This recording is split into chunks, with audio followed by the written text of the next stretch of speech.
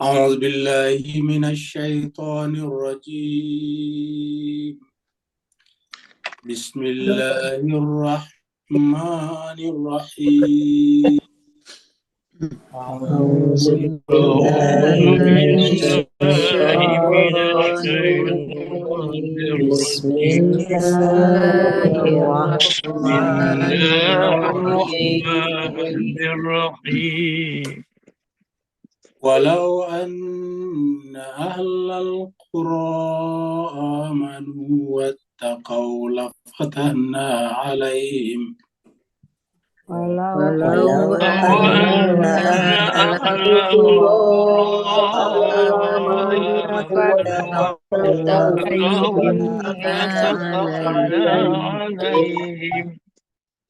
لفتحنا عليهم بركات من السماء والأرض لفتحنا عليهم بركات من السماء والأرض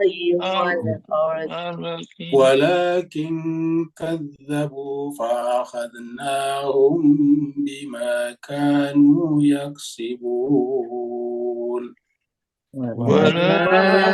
كذبوا فأخذناهم بما كانوا يكسبون.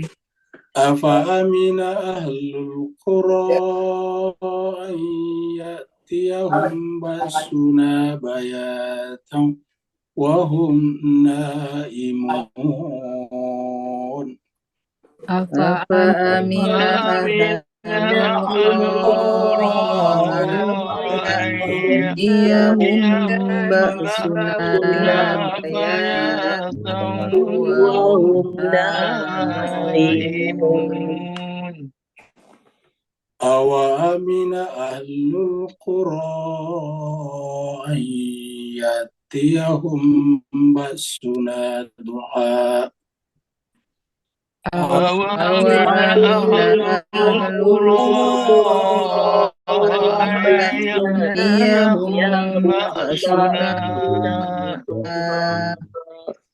أن يأتيهم بأسنا ضحى وهم يلعبون أن يأتيهم بأسنا وهم يلعبون. أفأمنوا مكر الله فلا يأمن مكر الله إلا القوم الخاسرون أفأمنوا مكر الله فلا يأمن مكر الله إلا القوم الخاسرون. أولم يهد للذين يرثون الأرض من بعد أهلها أولم يهد للذين يرثون الأرض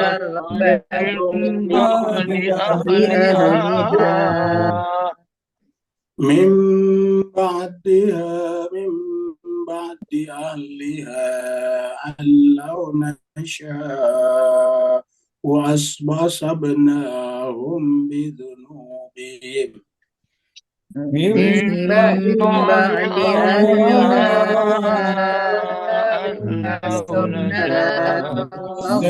وأصبناهم بذنوبهم ونتبع على قلوبهم فهم لا يسمعون ونطبع على قلوبهم فهم لا يسمعون. صدق الله العلي العظيم. صدق الله العلي العظيم. اللهم Allahumma salli wa sallim wazid wa barik ala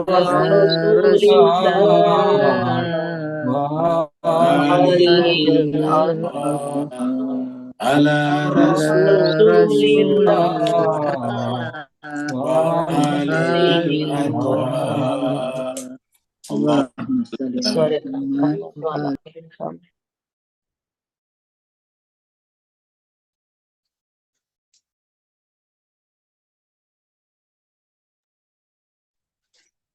Terima kasih banyak jemaah semuanya yang telah ikut bergabung membaca ayat-ayat Allah Subhanahu wa taala di dalam surat Al-A'raf, surat yang ke-7 ayat 96 sampai 100.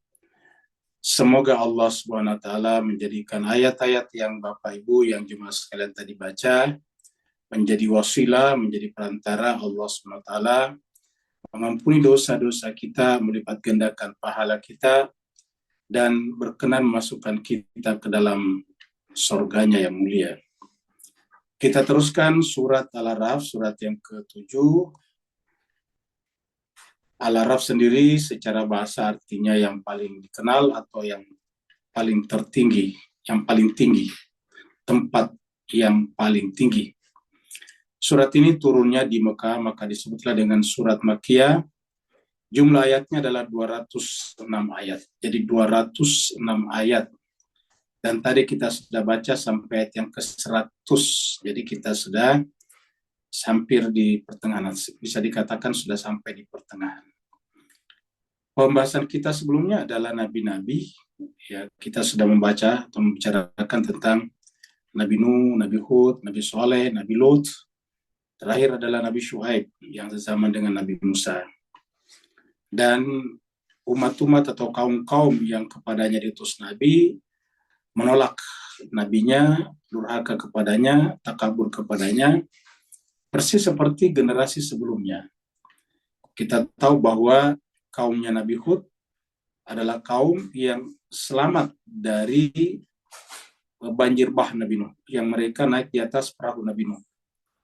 Kemudian kaumnya Nabi Saleh adalah kaum yang selamat dari azab yang ditimpakan kepada kaumnya Nabi Hud. Begitulah seterusnya. Selalu terulang dan terulang kembali kedurhakaan-kedurhakaan kepada Allah Subhanahu wa taala. Bisa kita katakan bahwa inti daripada agama samawi adalah mengajarkan kita tentang bagaimana kembali kepada Allah dalam keadaan yang benar, ma'rifat kepadanya, dan mempersiapkan diri kita untuk kembali kepadanya, karena memang pada faktanya cepat atau lambat kita kembali kepadanya. Jadi ini adalah intinya agama. Nah, keadaan kembali terus-menerus kepada Allah atau menjadikan Allah itu sebagai tujuan dari seluruh kehidupan kita, dimanapun kita beraktivitas dan berada, maka itu yang disebut dengan takwa. Nah, Allah menjanjikan bahwa apabila manusia bertakwa, Allah akan berikan kebahagiaan, Allah memberikan rezeki dari langit dan dari bumi. Jadi itu janji Allah. Jadi ketika terjadi malapetaka, berarti terjadi kebalikannya, yaitu bahwa kita telah meninggalkan ketakwaan, dan itu yang terjadi pada kaum Nabi Nuh, itu yang terjadi pada kaum Nabi Hud, itu yang terjadi pada kaum Nabi Saleh, itu yang terjadi pada kaum Nabi Lut, itu yang terjadi pada kaum Nabi Syuaib, kaum Madian. Jadi semuanya terulang. Jadi artinya ini sudah menjadi semacam rumus mutlak, formula. Selalu ketika orang tidak bertakwa, tidak menjadikan Allah sebagai orientasi seluruh aspek kehidupannya, maka kemudian tunggulah malapetaka pasti akan datang. Tentu memang tidak langsung datang, sedikit demi sedikit. Bisa ratusan tahun, bahkan mungkin ada ribuan tahun. Tapi pada ujungnya akan terjadi malapetaka. Terjadi akan kehancuran. Karena kesimpulannya ketika orang tidak bertakwa, maka terjadi pembusukan di dalam. Terjadi pembusukan di dalam. Contohnya misalnya kita melihat ada pohon besar, rindang, kuat. Tapi di dalam pohon itu dimakan rayap. Maka apa yang terjadi lama-kelamaan, pohon itu akan tumbang. Jadi kita heran, kok pohon itu besar, hijau, rindang, tapi kok tiba-tiba tumbang hanya karena angin yang tidak seberapa. Ternyata setelah kita perhatikan, bagian dalam daripada pohon itu telah dimakan rayap. Ini yang kita sebut dengan pembusukan dari dalam. Jadi ketika sebuah masyarakat, sebuah peradaban mengalami proses pembusukan dari dalam, yaitu ketika tidak bertakwa kepada Tuhannya, maka tunggulah kehancurannya. Dan inilah yang akan dibahas dalam ayat-ayat berikut ini. Jadi ayat 96 sampai 100 kita bicara bahwa setiap saat ancaman itu ada, setiap saat keadaan itu ada. Dan ini adalah merupakan hukum alam. Hukum alamiah saja. Hukum yang sudah bersifat natural, nature. Siapa saja yang menentang hukum, maka kemudian dia akan lama-kelamaan akan hancur dengan sendirinya. Mari kita review dari ayat 95.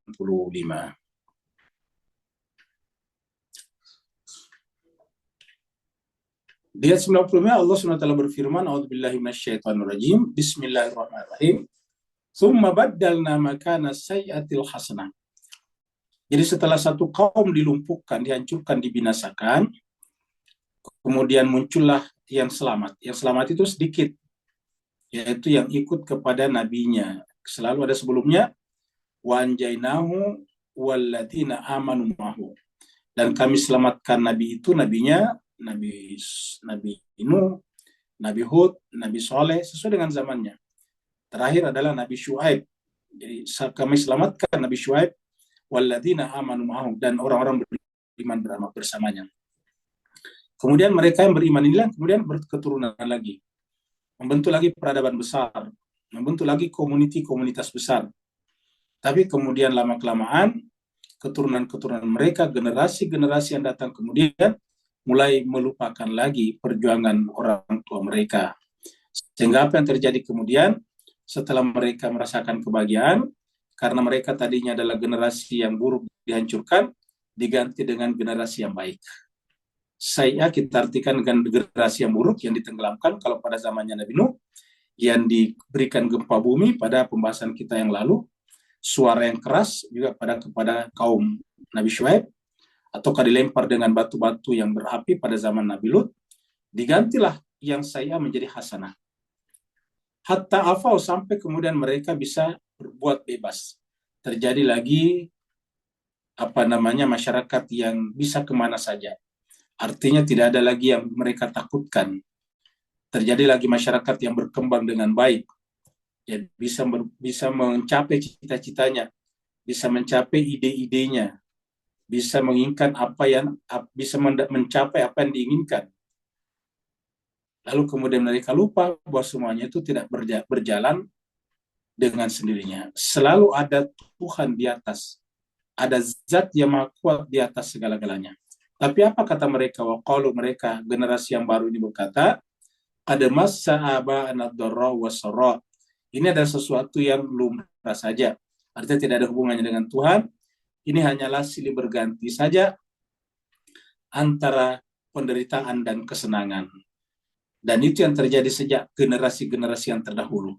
Mereka berkata, kademas sa'aba'ana, orang-orang tua kami juga mengalami hal yang sama. Kadang menderita, kadang juga berbahagia. Kadang mendapatkan musibah, kadang mereka mendapatkan kesenangan. Sehingga apa yang terjadi, mereka lupa kepada Allah. Seakan-akan semuanya berjalan, satu sesuai dengan apa yang mereka inginkan, yang kedua murni bersifat alamiah. Hukum alam mereka percaya, tapi mereka tidak percaya bahwa di atas hukum alam ada yang mengendalikannya. Sehingga apa yang terjadi?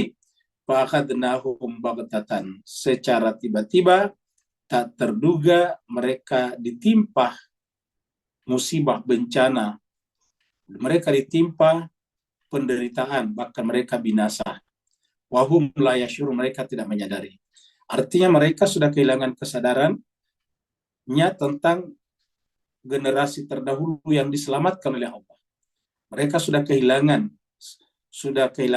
kontak kesadaran bahwa mereka ini adalah keturunan daripada bangsa, umat, kaum yang diselamatkan oleh Allah karena beriman. Mereka lupa kata berimannya, sehingga kemudian mereka merasa tidak perlu beriman, karena penderitaan dan kebahagiaan itu adalah sesuatu yang alamiah saja, silih berganti. Ada derita, ada kesenangan. Kata orang, dunia ini hanyalah panggung sandiwara belaka saja yang sudah diatur oleh alam, bukan diatur oleh Tuhan. Sehingga kemudian ketika mereka kehilangan kontaknya dengan Tuhan, Allah SWT, maka kemudian mereka ditimpakan musibah secara mendadak, secara tiba-tiba, dalam keadaan mereka tidak menyadari, tidak mengetahui bahwa ini sebetulnya adalah akibat daripada hilangnya kontak atau kesadaran mereka tentang Yang Maha Kuasa. Ini adalah 95. Nah sekarang, karena ini adalah negatif, Allah mengatakan seandainya, jadi kebalikannya. Jadi artinya ini terjadi karena perbuatan mereka sendiri. Ini terjadi karena kebalikan daripada ayat 96.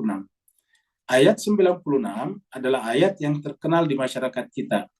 Sering diangkat oleh para nabi, oleh para ustadz, para ulama, para mubalik di mimbar-mimbar masjid, di mimbar-mimbar Jumat, di mimbar-mimbar majelis taklim. Ayat berikutnya berbunyi seperti ini.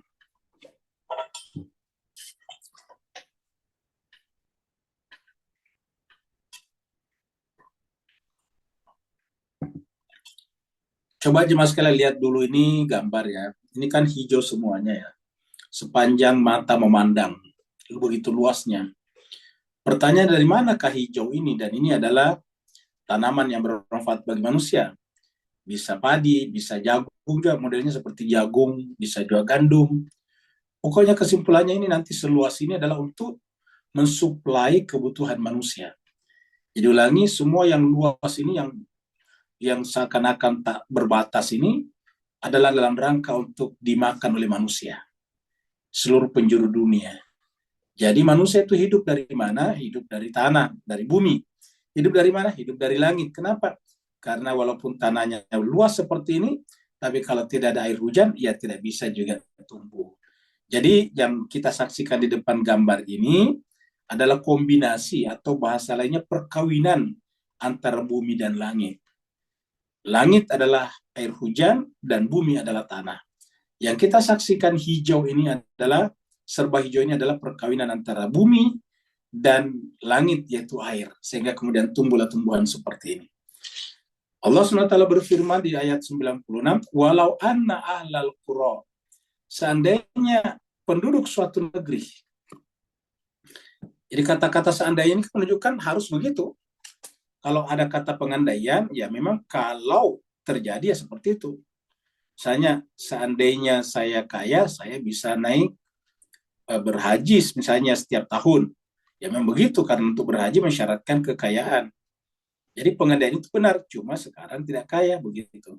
Tapi dikatakan bahwa kalau untuk berhaji itu kan harus butuh uang banyak, jadi harus kaya. Jadi kalau kita katakan seandainya saya kaya atau seandainya saya banyak uang, saya akan berumroh setiap tahun. Nah, itu benar. Karena itu berumroh butuh uang banyak. Jadi pengandaian itu benar, cuma faktanya tidak begitu karena pengandaian. Jadi faktanya tadi kenapa ditimpa ad-dharra wasara, penderitaan dan kesenangan silih berganti berdasarkan persepsi mereka, ya karena mereka tidak bertakwa. Maka dikatakan seandainya, walau anna ahlal qura, seandainya penduduk suatu negeri, qura. Qura ini adalah bentuk jama dari karya sebetulnya. Ya, bisa juga ibu kotanya negeri-negeri biasa qura. Seperti misalnya Mekah disebut dengan Ummul Qura, ya ibu kota negeri-negeri, karya-karya. Jadi walau anna ahlal qura, seandainya penduduk suatu negeri atau penduduk negeri-negeri amanu, beriman. Jadi syarat pertamanya adalah amanu, beriman. Jadi seandainya mereka beriman, apalagi wattaqau, dan bertakwa. Jadi dua syaratnya, beriman dan bertakwa. Jadi orang beriman belum tentu bertakwa. Itulah sebabnya ibadah dalam Al-Quran adalah untuk mengupgrade orang yang beriman menjadi bertakwa. Ya. Ayat yang paling terkenal adalah ayat tentang puasa. Di ayat puasa dikatakan, ya ayyuhalladzina amanu ini panggil kutiba alaikumussyam kama kutiba alal ladzina min qablikum la'allakum tattaqun. Jadi bertakwa. Jadi bertakwa ini harus didahului dengan iman. Artinya tidak semua orang beriman bertakwa. Ya. Nah, di sini syaratnya beriman dan bertakwa. Jadi seandainya beriman dan bertakwa. Di surat Al-Imran juga kita biasa dengarkan khotib kalau hari Jumat membaca, ya ayyuhalladzina amanu taqullaha haqqa tuqatih wa la tamutunna illa wa antum muslimun. Wahai orang beriman, bertakwalah dengan sebenar-benarnya takwa. Penggunaan kata-kata ya ayyuhalladzina amanu taqullaha haqqa tuqatih menunjukkan banyak orang beriman tidak bertakwa. Di surat yang lain, surat Al-Anfal misalnya, Allah berfirman, ya ayyuhalladzina amanu in tattaqullah yaj'al lakum furqana. Wahai orang-orang beriman, in tattaqullah, jika kalian bertakwa. Jadi kan kata-kata jika kalian bertakwa. Jadi ada orang beriman tidak bertakwa. Jadi wahai orang-orang beriman, in tattaqullah yaj'al lakum furqana, maka Allah akan menjadikan di dalam jiwa kalian furqan, kemampuan membedakan yang benar dan yang salah, yang hak dan yang batil. Jadi Allah mengatakan seandainya penduduk suatu negeri beriman dan bertakwa, la fatahna alaihim barakatin. La fatahna, ini lamnya taukid namanya, penekanan. Jadi bisa dihilangkan lanya, fatahna bisa, tapi penggunaan kata lam menunjukkan pasti. Seandainya maka pasti, nah begitu. Jadi ini pasti, artinya pengandaian ini bukan kemungkinan, bukan hipotesis, tetapi seandainya penduduk suatu negeri itu benar-benar beriman dan bertakwa, la fatahna, pasti, lamnya kita artikan pasti. Fatahna, kami bukakan. Kami pasti bukakan alaihim, kepada mereka. Siapa himnya di sini? Kembali kepada ahli Qura di sini tadi. Kembali ke ahlal Qura ini tadi. Jadi seandainya ahli Qura, penduduk negeri ini beriman dan bertakwa, la fatahna alaihim, pada mereka, barakatin, keberkahan. Jadi keberkahan itu adalah sumber kebahagiaan dan kehidupan.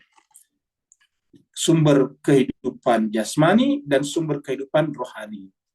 Jadi barakatin dari mana? Minas sama'i wal ard. Dari langit dan dari bumi. Dari langit dan dari bumi. Dari, kita bisa artikan dari air dan dari tanah. Bisa juga kita artikan kalau secara rohani, dari wahyu dan nabi yang tinggal di bumi ini. Nabi itu tinggal di bumi, rasul tinggal di bumi, lahir di bumi, hidup dari bumi, tetapi mendapatkan wahyu dari Allah. Kalau kita beriman dan bertakwa, maka Allah memberikan keberkahan kepada kita melalui wahyu dan kenabian. Barakati minas samai wal ardh. Jadi kata kuncinya di sini apa? Amanu wattaqu, terutama bertakwa. Karena amanu ini adalah umum, ini adalah lebih khusus. Jadi banyak orang beriman tidak bertakwa, makanya disebut dengan khusus. Nah, inilah tujuan penciptaan manusia sebetulnya, jiwa manusia. Jadi penciptaan jiwa manusia, dan jiwa itu adalah kombinasi dari langit dan bumi, adalah takwa. Jadi ulangi, penciptaan jiwa manusia yang namanya nafs, nafs itu adalah kombinasi langit dan bumi. Karena pertemuan antara rohani dan jasmani, lahirlah nafsani. Jadi kombinasi atau pertemuan antara jasmani kita manusia dari tanah, dari fisik, dari materi, dan rohani kita yang dititipkan Allah ke dalam jiwa kita, maka lahirlah entitas ketiga yang namanya nafsani. Jadi ada jasmani, ada rohani, dan ada nafsani. Rohani itu adalah murni bersifat ilahiyah dari Allah, dan jasmani kita murni bersifat materi, bumi karena dari bumi. Kemudian jiwa adalah merupakan perpaduan sempurna antara langit dan bumi.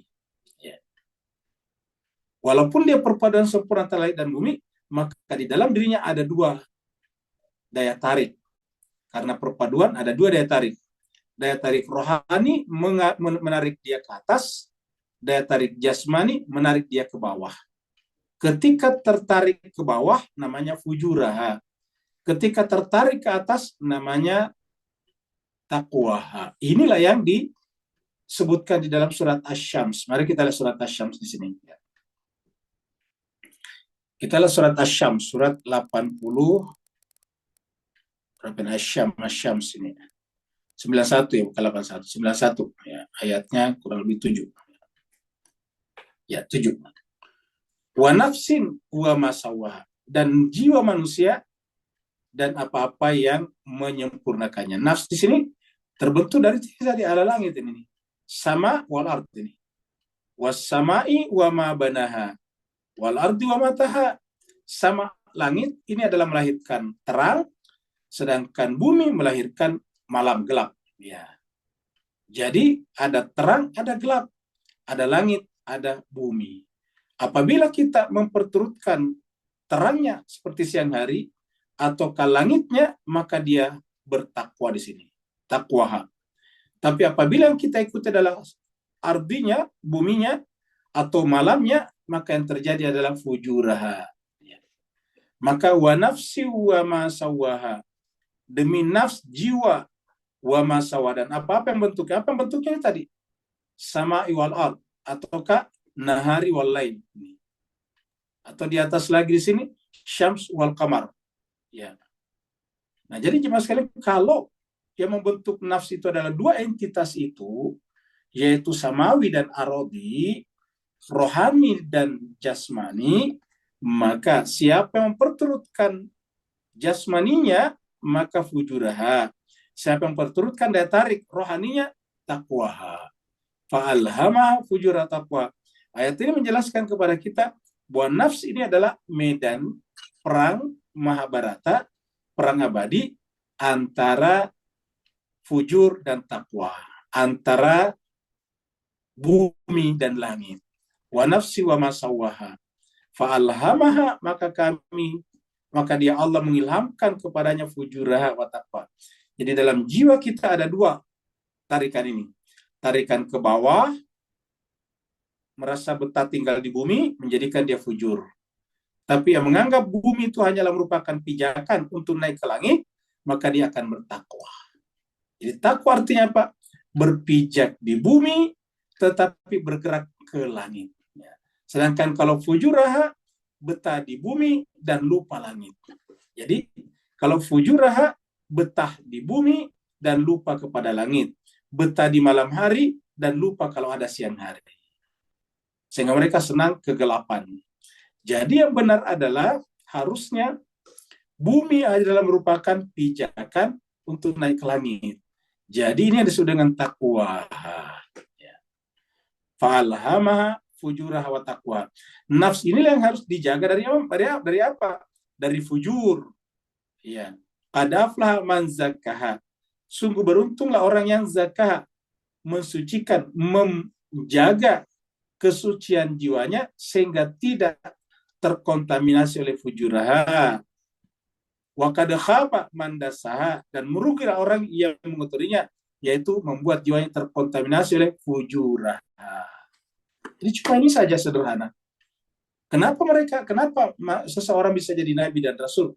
Karena mereka telah berhasil mengalahkan fujurnya dan memenangkan takwanya. Dan inilah tujuan tertinggi daripada ibadah-ibadah kita, yaitu bertakwa, bahkan beribadah. Ya ayuhan nasu ubudu rabbakum alladzi khalaqakum walladzina min qablikum la'allakum tattaqun, itu secara umum. Ya, ini adalah kita menuju kepada takwa. Kita lihat misalnya di sini dulu surat Al-Baqarah. Ya. Ayatnya kita lihat di sini 20. 21 ya ini. Surat Al-Baqarah 21. Ya ayyuhan nasu, wahai seluruh manusia. Ya butuh sembalan, ibadah.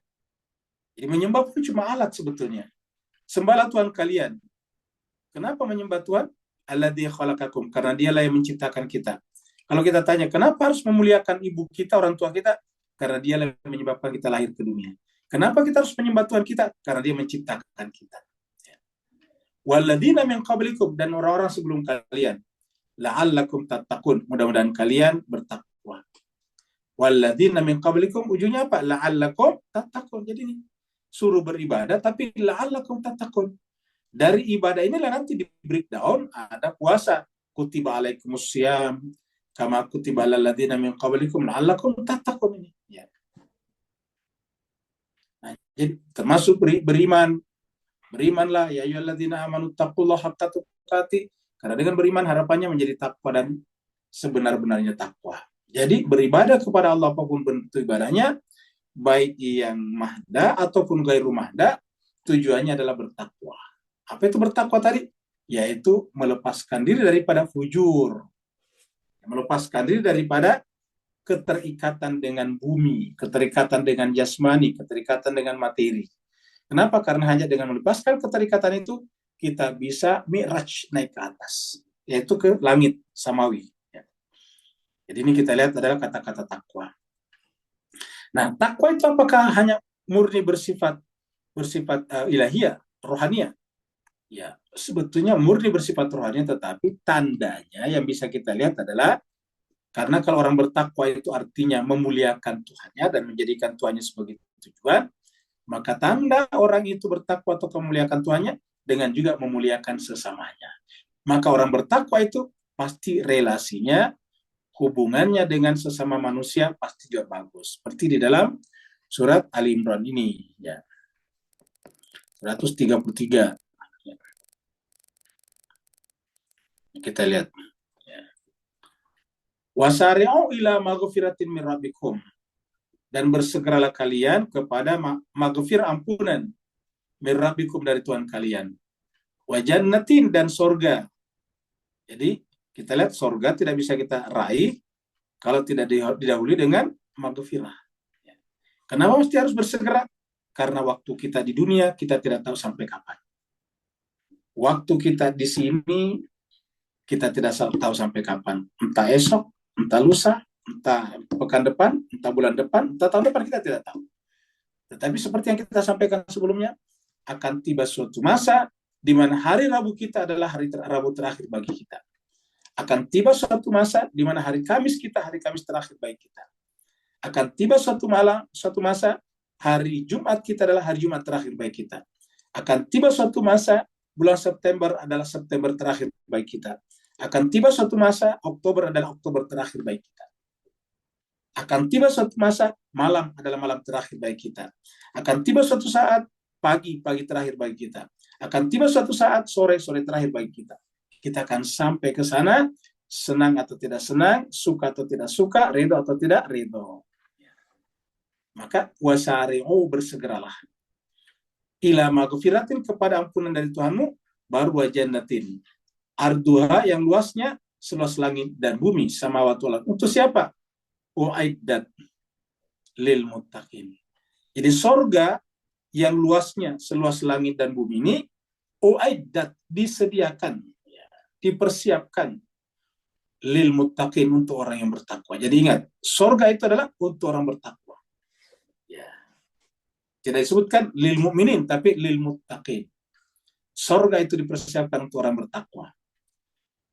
Bagaimana tandanya orang bertakwa tadi itu?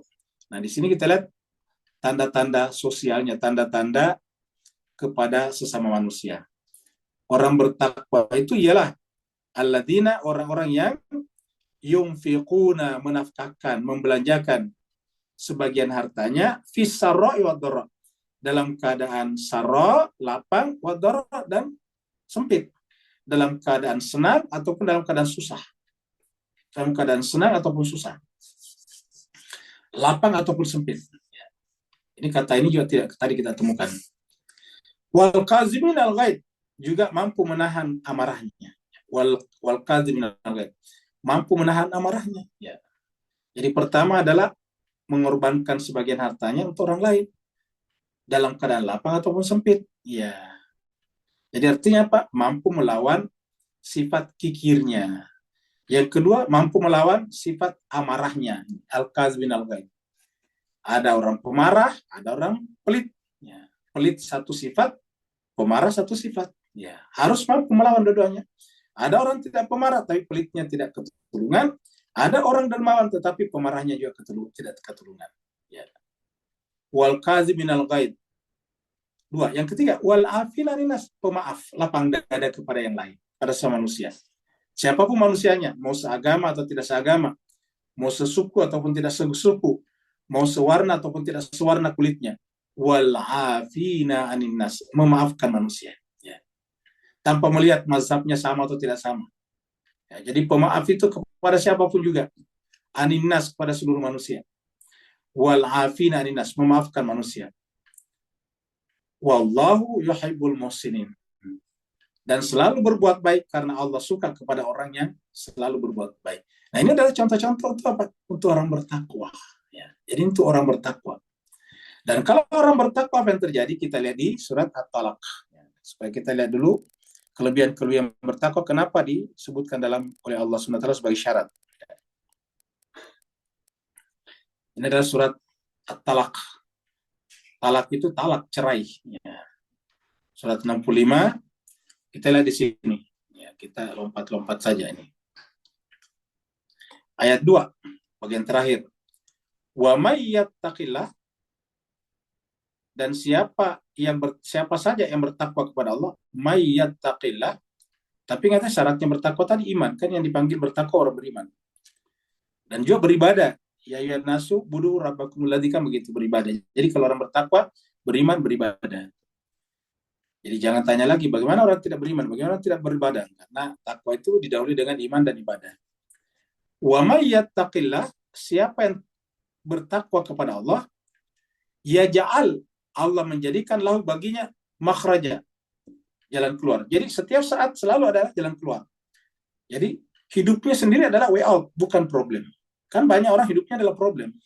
Memang sih kehidupannya adalah problem, tapi kalau kita bertakwa tidak dianggap sebagai problem, tapi way out, solusi. Siapa yang bertakwa kepada Allah, Allah menjadikan baginya makhraja. Apa artinya menjadikan baginya? Kacamatanya yang bersangkutan melihat kehidupan ini adalah solusi, bukan masalah. Ya. Jadi kalau ada yang melihat hidup ini masalah, berarti tidak kurang bertakwa atau bahkan tidak bertakwa. Ya. Kalau kita mengatakan senang itu adalah, bahagia itu adalah ketika banyak uang. Pertanyaannya, adakah orang yang selalu banyak uangnya? Rajinlah membaca berita. Terkadang kita saksikan ada orang hilang uangnya sampai 300 triliun dalam satu malam. Kenapa? Tiba-tiba harga sahamnya anjlok. Ya. Harga sahamnya turun. Ya, maka kemudian nilai daripada kekayaan yang dihitung daripada nilai saham tiba-tiba turun hanya dalam semalam. Nah, jadi tidak ada orang yang tetap dalam kehidupan ini. Ya. Wa may yattaqillah yaj'al lahu makhraja. Bagi orang bertakwa, naik turunnya harga saham, naik turunnya harga komoditi seperti cabai apalagi namanya tomat dan sebagainya, itu adalah tetap merupakan jalan keluar. Bagaimana? Ya, tidak tergantung. Kalau harga cabai naik, ya tidak usah kita berpedis-pedis. Ya. Harga pare naik, ya tidak usah kita berpahit-pahit. Harga gula naik, ya tidak usah kita bermanis-manis. Selalu hidupnya adalah solusi. Ya. Tidak ada yang bisa dimakan hari ini, kita berpuasa. Ya ja'allahu makhraja. Allah menjadikan baginya hidup itu adalah solusi jalan keluar. Ya. Di sini lagi. Nah, ada tambahannya nih. Jadi, wa may yattaqillaha yaj'al lahu makhraja wa yarzuqhu, dan Allah memberikan rezeki kepadanya min haitsu la yahtasib, dari arah yang tak disangka-sangka. Tiba-tiba ada yang berkata, kalau begitu saya mau bertakwa biar dapat rezeki yang tidak disangka-sangka. Nah, itu bukan bertakwa namanya. Kenapa? Bukan menjadikan Allah sebagai tujuan, tapi menjadikan rezeki yang tak disangka-sangka sebagai tujuan. Baru, wa may yatawakkal 'ala Allah, siapa yang bertawakal kepada Allah, fahuwa hasbu, cukup Allah baginya. Cukup Allah baginya, tidak lagi butuh kepada dunia, tidak lagi butuh kepada selain Dia, selain Allah. Loncat lagi ke sini, ya. Masih ada di sini. Wa may yattaqillah, ya. Dan siapa yang bertakwa kepada Allah, yaj'al lahu min amri yusra. Siapa yang bertakwa kepada Allah, yaj'al lahu, Allah menjadikan baginya min amri, seluruh urusannya apa? Yusra, mudah. Ya, yaj'al lahu min amri yusra. Allah menjadikan baginya urusannya itu menjadi mudah. Ya. Yaj'al lahu min amri yusra. Menjadikan baginya urusannya itu mudah, jadi urusan jadi mudah. Karena yang persulit itu bukan urusan kita sendiri yang persulit sebetulnya. Kata sulit itu adalah jiwa kita. Yang terakhir, Wa may yattaqillah. Terakhir nih. Wa may yattaqillah, dan siapa yang bertakwa kepada Allah, yukaffir anhu sayyiati. Allah akan menutupi kesalahan-kesalahan. Artinya apa? Potensi buruknya semakin mengecil dan potensi kebaikannya semakin membesar. Bisa juga dosa-dosanya diampuni dan amal-amalnya mendominasi jiwanya. Yukaffir anhu sayyiati wa yu'zim lahu ajra, dan Allah memuliakan baginya pahala, memberikan pahala yang mulia baginya. Yuzim itu artinya memuliakan, memberikan kemuliaan baginya dengan pahala yang diberikan kepadanya. Jadi pahala menyebabkannya menjadi mulia, menjadi azim. Ya, jadi wa yu'zim lahu ajra. Nah, inilah apa namanya? Inilah diantara hasil-hasil otomatis yang didapatkan seorang kalau dia bertakwa. Ingat, kalau dia bertakwa. Karena seperti tadi ayatnya, dalam ayat ini, walau anna ahlal qura, seandainya penduduk suatu negeri itu bertakwa, nah kita lihat semuanya tadi terjadi. Kalau penduduk suatu negeri bertakwa, dia beriman, beribadah, kemudian tidak melihat hidup ini sebagai masalah, tetapi sebagai solusi.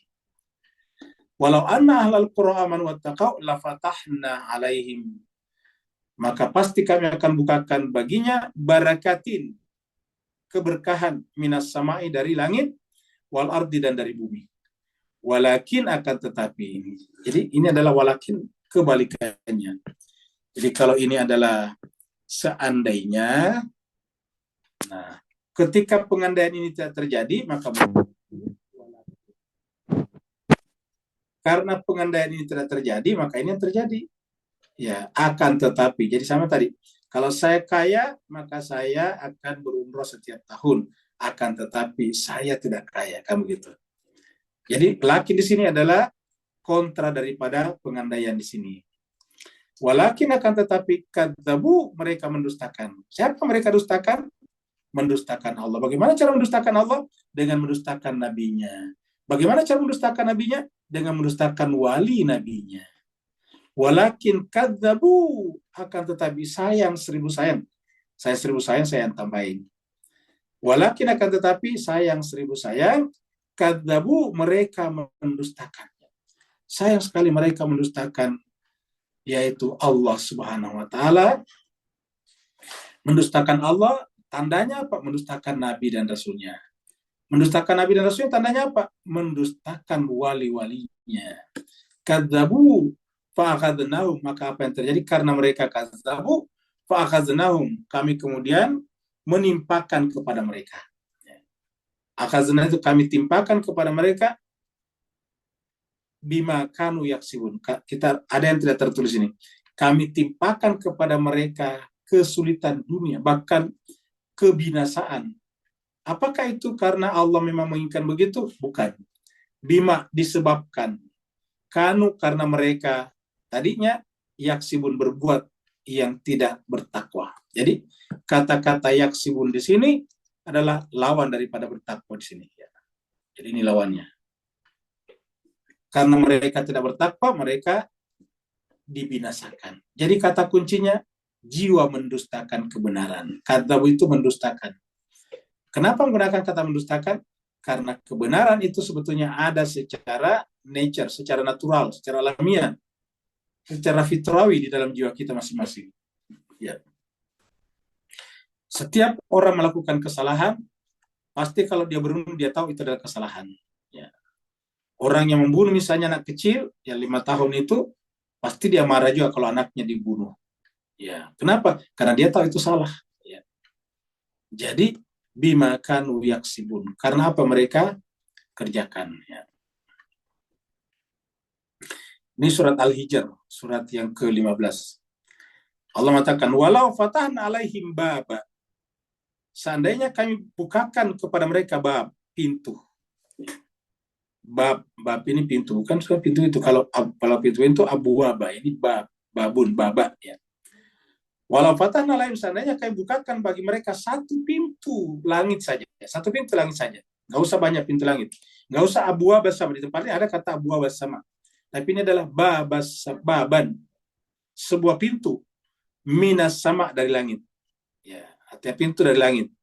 Ya seharusnya mereka bisa tempuh ke atas. Fazallu, maka mereka terus, maksudnya menempuh jalan itu ke atas. Fihi yarjun. Jadi artinya kalau orang terbuka pintu langit baginya harusnya digunakan untuk miraj. Yarjun ini miraj. Jadi kata yarjun ini kata miraj. Ain ra jim ini adalah miraj. Araja yarju mirajnya. Jadi miraj itu tempat naik. Jadi kan miraj itu bisa tempat naik, bisa alat naik. Jadi yaruj apa miraj itu ini kan dari kata yaruj, yarujun. Araja yaruj itu artinya naik, tempat naiknya atau alat naiknya namanya mi'raj. Itu adalah isim alat. Jadi walau fatahna alaihim baban, kalau kami bukakan bagi mereka pintu minas sama pintu langit, maka seharusnya mereka tempuh jalan ke atas sana. Jadi tanda orang itu terbuka pintu langitnya adalah mi'raj. Apa itu artinya mi'raj? Ya, tidak tertarik, tidak mungkin tertipu oleh dunia. Tidak menjadikan dunia sebagai syarat kebaikannya. Kan banyak orang berbuat baik tapi harus ada syaratnya, ada dunianya. Kalau tidak ada dunianya, tidak bisa berbuat baik. Nah, itu berarti tidak miraj. Ya. Tidak miraj. Dan ingat yang membedakan satu nabi dengan bukan nabi adalah orientasinya kepada dunia. Jadi nabi itu miraj, kenapa? Karena dia tidak tertahan lagi oleh dunia. Ya, gaya gravitasi bumi tidak lagi menahannya, tidak lagi menariknya, maka dia bisa miraj ke atas. Fazallu fihi ya'rujun. Laqalu, ya. Dan ketika dia naik ke atas, apa yang terjadi? Jadi siapa saja seandainya dibukakan pintu langit baginya dan dia melakukan perjalanan mi'raj ke atas, apa kata Allah? Laqalu, pasti mereka akan berkata, ya, innama sukirat absaruna. Dia menyaksikan keindahan yang luar biasa. Ya. Sampai mereka karena matanya hanya terbiasa melihat dunia, begitu dia menyaksikan alam atas, alam samawi, ya, maka dia mengatakan sukirat absaruna. Ya, penglihatan kami kabur. Kata sukirat itu sebetulnya kayak orang yang mabuk. Sukirat itu kan mabuk. Sukara juga mabuk. Ya. Di dalam ayat lain dikatakan la taqrabus shalah wa antum sukara, itu sukara dari sini. Ya.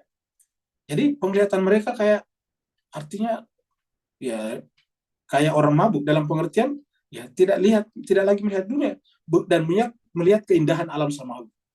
Kan kalau kita menyaksikan sesuatu yang super indah, kan kita kehilangan orientasi terhadap dunia. Itu namanya sukirat absaruna. Ya. Dan mereka mengatakan kami seperti yang tersihir. Ya. Ini yang disebut dengan mabuk beneran. Ya. Bal nahnu qaumun mas'hurun. Kita ini adalah orang yang tersihir. Kalau kita artikan kaum di sini adalah orangnya, kaumnya, komunitasnya, berarti mereka sebetulnya tersihir oleh dunia sehingga tidak bisa menyaksikan keindahan alam samawi. Ya. Tapi kalau kaumnya ikut miraj, maka mereka seperti orang tersihir menyaksikan keindahan itu. Bal nahnu qaum mas'hurun. Jadi inilah jemaah sekalian terbaik kalau kita dibukakan pintu-pintu. Dan Allah mengatakan di sini, lau anna ahlal qura amanu wattaqau lafatahna alaihim barakatin minas sama. Kata-kata fatahna ini kami bukakan. Berarti termasuk tadi adalah bab atau abwab, pintu-pintu. Minas sama, dari langit. Wal ardi, kalau dari wal ardi ini adalah di bumi, kebutuhannya terpenuhi. Jadi kalau kata langit di sini kita artikan secara rohani adalah seperti tadi di surat ini, surat Al-Hijr, yaitu kita ke atas dan kita akan semacam mabuk, kita semacam terhipnotis menyaksikan keindahan alam sana, sehingga seperti kata-kata Bunda Zainab, marah itu illa jamila, tidak ada lagi yang kusaksikan kecuali keindahan. Kata tidak ada kusaksikan artinya pandangan mata kita itu hilang, pandangan material kita, pandangan kita tentang keindahan fisik jadi hilang. Yang ada adalah jamila, keindahan. Ya. La fatahna alaihim barakati minas sama wal ard. Walakin kadzabu, akan tetapi sayangnya mereka mendustakan, dan karenanya kami timpakan kepada mereka akibat perbuatan mereka, sehingga mereka tidak bisa mencapai derajat seperti ini. Ya.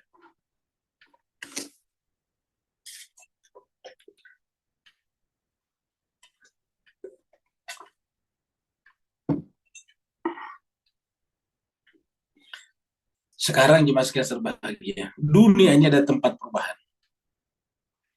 Dunia, kita ulangi lagi, dunia ini adalah tempat berubah. Ya, kita ketemu 2 hari 2 malam lalu, hari Senin. Sekarang hari Rabu kan berubah. Perubahan dari Senin ke Selasa, Selasa ke Rabu. Itu namanya perubahan. Kalau kita masih hidup, berjumpa lagi hari Jumat nantinya. Terjadi perubahan lagi dari Rabu ke Kamis, Kamis ke Jumat. Kita ketemu hari Rabu yang lalu. Ya, hari Rabu yang lalu itu masih tanggal sekian September. Hari ini ada tanggal 25. Berarti yang lalu masih tanggal 17 ya, atau tanggal 18. Ya. Ini tanggal 18. Sekarang sudah tanggal 25 September. Jadi berubah. Ya. Dunia ada tempat berubah. Ya. Tidak ada yang tetap dalam kehidupan dunia ini. Kenapa berubah? Karena tidak punya hakikat. Yang punya hakikat itu yang tidak berubah, yaitu Allah Subhanahu wa taala. Nah, karena berubah, jangan kita berharap selalu seperti itu. Misalnya kita berharap selalu kenyang, ya nggak bisa. Karena lama-kelamaan jadi lapar. Ya. Berharap selalu misalnya tidak haus, ya tidak mungkin. Karena haus itu adalah akibat daripada perubahan. Nah, jadi karena terjadi perubahan itu terkadang satu tidak menyenangkan bagi kita. Yang kedua, menimpakan sesuatu kepada kita. Contohnya misalnya, tadinya musim kemarau, sekarang misalnya mulai masuk musim hujan. Ya, bulan-bulan depan, November sudah mulai hujan keras. Nah, pada saat musim hujan, yang kita rindukan pada musim kemarau, apa yang terjadi? Terkadang hujannya itu deras dan menyebabkan banjir rumah kita. Ketika hujan selalu deras setiap hari, susah kita untuk bepergian. Kenapa selalu hujan dan banjir di mana? Kita berharap akan terjadi kering. Begitu musim kering, ada efeknya lagi, yaitu temperatur naik. Kita kepanasan. Begitulah seterusnya. Jadi kalau kita berharap tetap, nggak mungkin. Ya. Selalu terjadi perubahan. Bahkan ada wilayah di bumi ini 4 kali berubah. Ada musim dinginnya, saljunya, ada musim seminya, ada musim panasnya, ada musim gugurnya. Ada 4 musimnya. Jadi dan itu terjadi terus-menerus. Ya. Nah, karena terjadi perubahan terus-menerus, pohon tambah besar, tambah besar, tambah besar, lama-kelamaan jatuh. Ketika jatuh terkadang menimpa kita, atau paling tidak menghalangi perjalanan kita, maka kita tertimpa sesuatu yang tidak menyenangkan kelihatannya. Maka Tuhan mengatakan, orang yang menyadari bahwa dunia ini adalah tempat yang berubah, terus-menerus, afa amina ahlul qura. Apakah pantas kita sebagai penduduk negeri, penduduk Indonesia, penduduk Singapura, penduduk Malaysia, penduduk Filipina, penduduk Thailand, penduduk Australia, penduduk Amerika, penduduk Arab, penduduk Persia, apakah pantas bagi kita ya untuk merasa aman dimanapun kita berada? Cobalah rajin membaca berita. Tidak pernah ada negara yang tidak terkena musibah. Tidak ada negara yang luput dari musibah-musibah. Ada topan yang keras kemarin menimpa beberapa wilayah di Cina, di Vietnam dan sebagainya. Ya, suatu saat mungkin giliran kita lagi di Indonesia atau di Singapura. Begitulah seterusnya bergilir. Maka Tuhan mengatakan, apakah penduduk suatu negeri itu beralasan untuk merasa aman dari efek-efek daripada perubahan itu? Yaitu ayat Yahu, untuk datang kepadanya efek itu dalam bentuk apa? Baksuna, penderitaan. Bayatan bisa terjadi pada malam hari ketika kita sedang tertidur. Wahum naimun, ketika mereka sedang tertidur. Bayatan itu melewati malam ketika mereka sedang tertidur. Jadi bisa. Gempa bumi bisa datang ketika malam-malam, seperti yang terjadi di Turki tempo hari. Ya. Banjir bisa datang malam-malam. Kapan saja bisa terjadi. Ya. Jadi apakah kita merasa aman? Bagi orang yang beriman merasa tidak aman. Kenapa? Dunia ini memang bukan tempat yang aman. Dunia ini bukan tempat yang aman, tapi tempat untuk beriman. Dunia ini, bumi ini bukan tempat yang aman, tapi tempat beriman. Ya. Di mana tempat yang aman? Di akhirat. Karena di sana tidak ada lagi perubahan.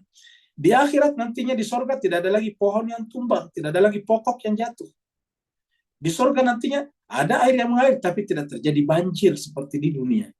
Ya. Di sorga nantinya banyak penghuninya, tapi tidak pernah ribut-ribut seperti di dunia biasa terjadi perang. Jadi tempat yang aman sesungguhnya adalah akhirat. Dunia adalah tempat beriman, akhirat tempat beraman. Maka apakah kalian merasa aman di dunia? Harusnya tidak merasa aman. Kenapa? Tempat yang aman adalah akhirat.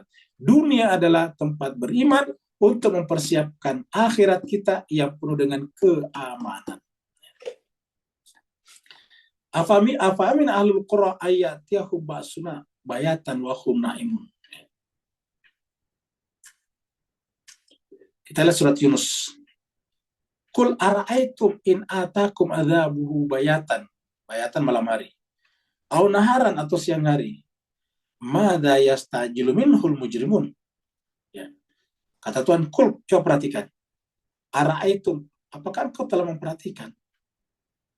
In atakum, jika datang kepada kalian azab Allah.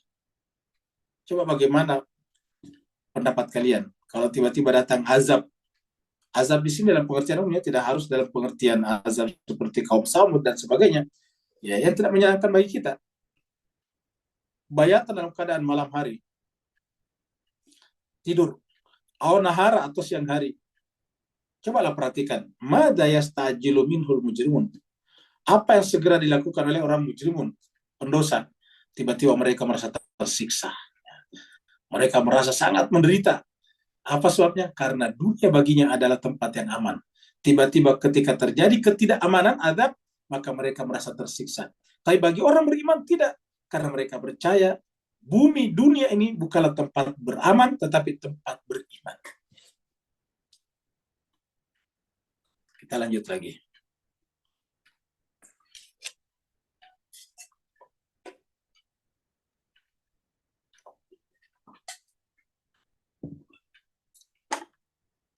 Awa amina ahlul Qura, ini pertanyaan berikutnya lagi. Atau apakah penduduk negeri itu tetap merasa aman? An ya'tiyahum, untuk datang kepada mereka ba'suna. Efek daripada perubahan ini. Ba'suna kita artikan efek dari perubahan. Tadi di malam hari ketika mereka tertidur, bisa saja terjadi duha pagi. Jadi kalau ada yang mengatakan bahwa siksa selalu datang pagi hari, nggak benar, bisa juga pagi kata ayat ini. Ya, bisa juga siang hari tadi kata surat ini tadi ini. Nahar, siang hari. Nahar itu siang, kira-kira jam 12-an, dan sebelum dan sesudahnya 2 jam, dan sebelum dan sesudah itu nahar. Ya. Atau bahkan nahar bisa diartikan ya lawan dari malam, yaitu ketika terang benderang. Ya. Nah, jadi kesimpulannya bahwa bisa terjadi kapanpun juga, karena perubahan itu tak terduga oleh kita.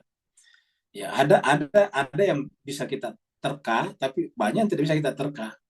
Ada yang bisa kita perkirakan, ada yang tidak bisa kita perkirakan. Ya. Misalnya bisa kita perkirakan bahwa bulan Agustus itu adalah musim panas. Itu bisa diperkirakan. Tapi bagaimana panasnya, kita tidak bisa terka. Ya. Mendung, biasanya kita mengatakan akan hujan. Tapi apakah benar terjadi hujan? Belum tentu. Jadi ada yang bisa kita perkirakan, ada yang tak bisa kita perkirakan.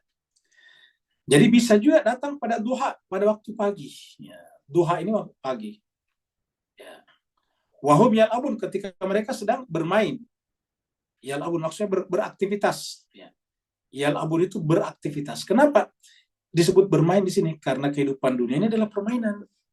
Kan dikatakan wa mal hayatud dunya illa lahun wa la'ibun. Ya, la'ibun. La'ibun permainan. Kata kerjanya yal'abun, la'iba yal'abu. Jadi kita hidup itu bermain sebetulnya. Cari nafkah bermain.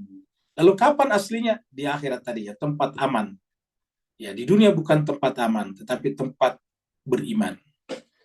Jadi ketika mereka sedang bepergian meninggalkan rumahnya mencari nafkah di pagi hari, bisa terjadi tiba-tiba gempa bumi.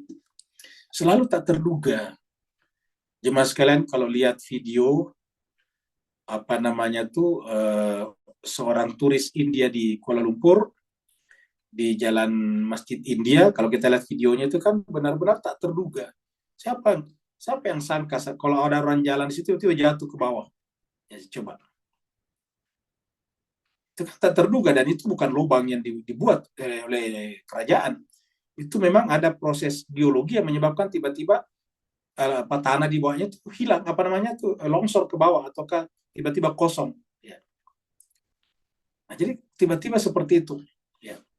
Nah, jika kita lihat orang jalan bersama dengan teman-temannya, tapi dia sedikit agak sebelah kanan, agak ke belakang, begitu dia lewat tiba-tiba jatuh ke bawah. Ya. Siapa yang menyangka? Ya, orang itu yang berjalan tidak nyangka, kerajaan juga tidak menyangka kalau di situ ada lubang. Ya. Kalau yang ketahuan lubangnya kan biasa tempat-tempat pembuangan air itu ketahuan, tapi di situ bukan, sinkhole itu. Ya. Jadi maksudnya Tuhan wahum yal'abun, ketika kita sedang beraktivitas bisa terjadi. Ya. Sering sekali kita menyaksikan dalam kehidupan ini bahwa orang itu sedang beraktivitas, tiba-tiba terjadi malapetaka yang merenggut nyawa mereka. Jadi kita tidak boleh merasa aman di dunia ini. Kenapa? Dunia bukan tempat yang aman. Jadi pertanyaan awal, amin, apakah merasa aman? Kalau ada yang merasa aman, berarti merasa tenang di dunia.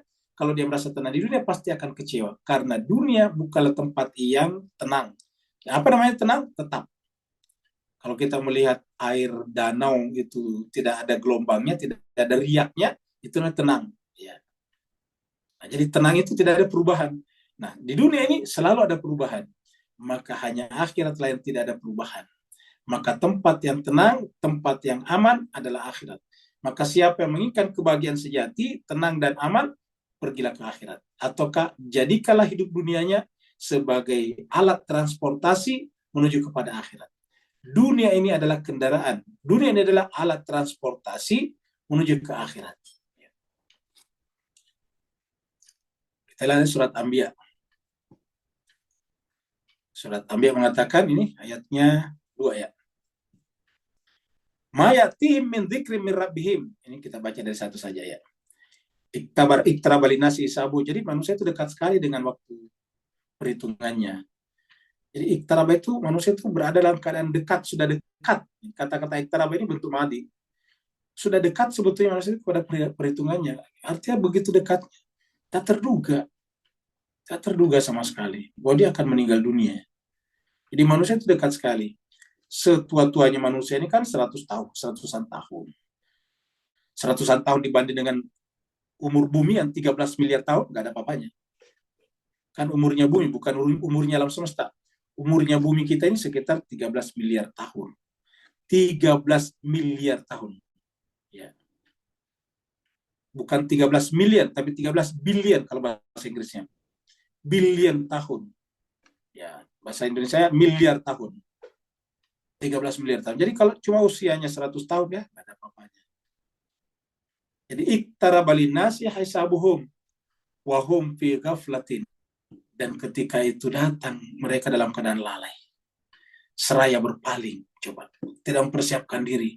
Karena menganggap dunia ini ada tempat yang aman dan tenang. Ma ya'tihim min dzikri min rabbihim wahdatin illa stamauhu wa hum yal'abun. Tiadalah datang kepada mereka peringatan zikr dari Tuhannya yang dibawa oleh Nabi dan Rasul. Muhdatsin, yang selalu diperbarui. Kata-kata muhdatsin ini selalu diperbarui. Ya, Nabi Musa diperbarui oleh Nabi Daud. Nabi Daud diperbarui oleh Nabi Isa, dan seterusnya kurang lebih seperti itu. Nabi Isa diperbarui oleh Nabi Muhammad kita. Ilastamu, setiap datang nabi-nabi baru memperbarui ajaran sebelumnya. Kata memperbarui itu bukan merubah, tapi mengupdatekan, ya, mengangkat kembali. Saat tadinya sudah dilupakan, dimunculkan kembali Nabi. Tiadalah datang peringatan itu dari Allah illa kecuali istama'uhu. Mereka mendengarnya wahum ya'lam, tetapi mereka tetap mencintai kehidupan main-mainnya di dunia. Iya, mereka dengarkan, tetapi ya tetap aja mereka bermain-main. Nah, seperti ini. Ya tiahum ba'suna duhan wahum la ya'lamun. Kemudian ayat 99. Artinya pada saatnya kita akan menyesal. Ya.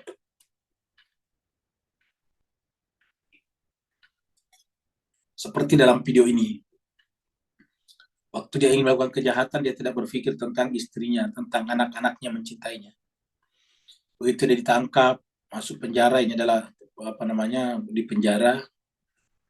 Lalu kemudian barulah anak-anaknya merindukannya, barulah dia juga menyesal. Tidak bisa berjumpa dengan anak-anaknya, tidak bisa melihat setiap hari anak-anaknya tumbuh besar, tidak bisa menyaksikan tawa riah anak-anaknya setiap hari, tidak pernah bisa menyaksikan anak-anaknya bercerita setiap pulang dari sekolah. Ya. terjadilah penyesalan. Ya, tapi kalau di dunia masih bisa diperbaiki, tapi kalau di akhirat, ya. Afa aminu makrallah, apakah manusia ini tetap merasa aman? Ya. Jadi lagi-lagi berulang-ulang ini disampaikan afa aminu, karena banyak orang merasa aman dalam kehidupan dunia. Tempat dunia bukan tempat yang aman. Afa aminu, apakah mereka merasa aman? Makrallah, terhadap makar Allah. Makar di sini adalah Tuhan punya rencananya sendiri. Tuhan punya planning dalam kehidupan ini. Jadi jangan kita pikir bahwa dunia ini tanpa planning. Begitu Tuhan akan menciptakannya, di pikiran Tuhan, di ilmunya Tuhan, di Lauhul Mahfuz, sudah ada planningnya. Sudah ada rencananya. Dan kehidupan ini sampai akhir berjalan berdasarkan planningnya Tuhan, rencana Tuhan, makarnya Tuhan. Kita boleh membuat makar, tapi tidak akan bisa mematikan makarnya Allah. Kita bisa bikin makar, tapi tidak bisa menghentikan makarnya Allah. Ya.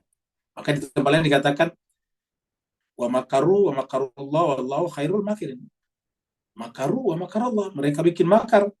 Wa makarullah, tapi Allah aja bikin makar. Wallahu khairul makirin. Dan Allah adalah pembuat planning yang terbaik. Fala ya'manu makrallah. Maka harusnya kita ini manusia tidak boleh merasa aman dari rencana Tuhan. Jangan sampai kita menginginkan rencana kita mengalahkan rencana Tuhan. Itu tidak mungkin. Kita wajib berencana, tapi sebaik-baiknya rencana kita adalah yang in line with, yang sejalan, segaris, seirama, senafas, sewarna dengan rencana Allah. Ya. Kalau kita membuat rencana dan tidak senafas, tidak sejalan dengan rencana Allah, itu yang disebut dengan durhaka. Jadi afa aminu makrallah fala ya'manu makrallah illal qaumul khasirun. Kalau ada orang yang merasa aman daripada makar Allah, maka sungguh dia adalah orang yang merugi, kata ayat ini. Seperti tadi kita lihat orang di penjara, ya. Dia akan merugi. Fala ya'manu makrallah illal qaumul khasirun. Kecuali orang-orang yang merugi, ya. Kita lihat di sini. Al-Ankabut 52, Al-Ankabut 29 ayat 52. Qul kafa billahi baini wa bainakum. Katakanlah Muhammad, cukuplah Allah antara aku dan kalian sebagai saksi.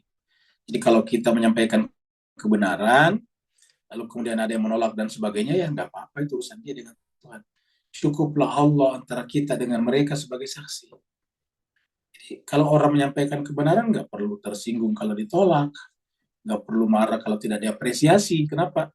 Karena bagi pembawa kebenaran, saksinya, pencatatnya adalah Allah, bukan manusia. Dia tidak butuh catatan dari manusia. Dia tidak butuh macam-macam dari manusia. Qul kafa billahi baini wa bainakum syahida. Ingat tadi definisi orang bertakwa di surat At-Talaq tadi. Wa may yattaqillah yaj'al lahu makhraja wa yarzuqhu min haitsu la yahtasib. Wa may yatawakkal 'ala Allah fa huwa hasbuh. Siapa yang bertawakal kepada Allah, maka Allah cukup baginya. Jadi, qul kafa billahi baini wa bainakum syahida. Ya'lamu ma fis samawati wal ardh. Ya. Allah itu tahu apa yang ada di langit dan apa yang ada di bumi. Allah tahu apa yang ada di air hujan dan apa yang ada di bumi, di tanah. Allah tahu apa yang terkandung dalam wahyu dan Allah tahu apa yang terkandung pada tubuh kita. Walladzina amanu, dan orang-orang beriman, bil batil, kepada kebatilan, wa kafaru billah. Jadi ada orang beriman kepada kebatilan. Amanu bil batil, beriman kepada kebatilan. Coba yang diimani kebatilan. Yang Allah dia ingkari nih. Kebatilan mereka imani, Allah mereka ingkari. Amanu lawannya kafaru. Amanunya billah, bil batil, kafarunya billahi. Kan biasanya amanu billahi wa malaikati wa kutubi, kan begitu. Tapi ini amanu bil batil, beriman kepada yang batil. Apa yang batil? Ya, menganggap dunia tenang, aman, itu batil. Artinya penilaiannya salah. Karena dunia ini selalu berubah dan terus berubah. Yang tenang siapa? Allah. Nah, yang terjadi adalah mereka percaya tentang dunia sebagai tempat yang aman, dan mereka mengingkari bahwa Allah adalah hakikat keamanan itu sendiri. Ya. Mereka percaya bahwa bumi, kehidupan ini tetap, dan mereka mengingkari bahwa Allah itulah sebetulnya yang baqa. walladzina amanu wa bil batili wa kafaru billah ulaika humul khasirun. Mereka itulah orang yang merugi. Jadi orang merugi itu adalah amanu bil batil, kafaru billahi. Jadi bukan seperti tadi ya dikatakan fala ya'manu makrallah illal qaumul khasirun. Jadi tidak ada yang merasa aman dari makar Allah, tidak ada yang merasa tidak terkena makar Allah kecuali bahwa orang itu adalah orang yang merugi. Ya. Illal qaumul khasirun, merugi karena bumi ini tempat ini adalah perubahan, dan yang terjadi adalah rencana Allah SWT. Rencana Tuhan adalah menciptakan kita untuk menjadikan kehidupan fisik material di dunia ini sebagai alat untuk kembali kepada Allah, untuk mi'raj kepadanya. Kalau orang sudah diborgol seperti ini, barulah menyesal lagi, mas kalian. Awalam yahdi lilladzina yarisunal arda min ba'di ahliha. Awalam, ataukah apakah belum yahdi lilladzina yarisuna, apakah belum terpandu, belum mengikuti petunjuk orang-orang yang yarisunal ard, mewarisi bumi. Siapa mewarisi bumi? Tadi kita lihat kaum Ad mewarisi kaum Nabi Nuh, kaum Saleh atau kaum Samud mewarisi kaum Ad, kaum Lut atau kaum Sodom dan Gomora mewarisi kaum sebelumnya, kaum Saleh, kaum Samud, kaum Syuaib atau Madian mewarisi kaum Lut, dan seterusnya. Jadi seperti itu. Awalam yahdi lil ladzina yarisunal ard. Apakah orang-orang yang mewarisi bumi itu belum mengikuti petunjuk? Mimba di ahliya, padahal kehadiran mereka mewarisi setelah ahliya penduduknya dibinasakan. Artinya bahwa kesadaran bahwa kita adalah pengganti daripada kaum sebelumnya harusnya memandu kita untuk dekat kepada Allah. Tetapi sayangnya ada orang yang setelah tahu bahwa dirinya adalah pewaris daripada kaum sebelumnya, tetapi tidak mengikuti petunjuk. Ya. Mimba diahya al-law nasya'u asabnahum bidzunubihim. Bahwa orang yang merupakan pewaris daripada kehidupan sebelumnya bukan berarti aman dari azab akibat dosa-dosa mereka. Bahwasanya lau nasya, kalau kami sudah menghendaki, waktunya sudah tiba, asabnahum, kami pun menimpakan, asabna ini musibah, kami pun akan menimpakan kepada mereka hal yang sama dengan nenek moyang mereka karena perbuatan mereka, dosa-dosa mereka. Jadi artinya apa? Kehancuran kaum Nabi Nuh bisa terulang pada kaumnya Nabi Hud. Dan ternyata benar. Kehancuran kaumnya Nabi Hud, yaitu kaum Ad, ternyata terulang pada kaumnya Nabi Saleh, kaum Samud. Begitulah seterusnya. Iya. Wa natba'u ala qulubihim fahum la yasma'un. Dan ketika mereka sudah tidak mau lagi mengambil ibrah, mengikuti petunjuk, maka kemudian kami tutup kalbu mereka. Natba'u ala qulubihim. Kami tutup kalbu mereka. Ya. Sehingga apa yang terjadi? Ya, berapapun nabi atau rasul yang datang, mereka la yasmaun, mereka tidak mau mendengar. Akhirnya mereka sudah mengkristal, membatu jiwanya, sehingga kemudian terjadilah kerusakan. Terjadilah kerusakan sistem sosial. Masyarakat yang tumbuh adalah masyarakat yang berkompetisi dalam hal materi. Sehingga mereka menghalalkan apapun juga, sehingga nyawa manusia menjadi tidak berharga lagi. Kenapa? Karena yang berharga adalah benda-benda, materi-materi bagi mereka. Inilah yang menyebabkan terjadinya nilai-nilai kemanusiaan menjadi tidak berharga seperti yang kita saksikan sekarang. Kita saksikan dengan mata kepala melalui berbagai macam saluran informasi bahwa negara Israel itu melakukan kejahatan yang luar biasa. Ya. Kemarin telah melakukan pembunuhan demi pembunuhan di Gaza, sekarang mereka melakukannya terhadap rakyat Lebanon.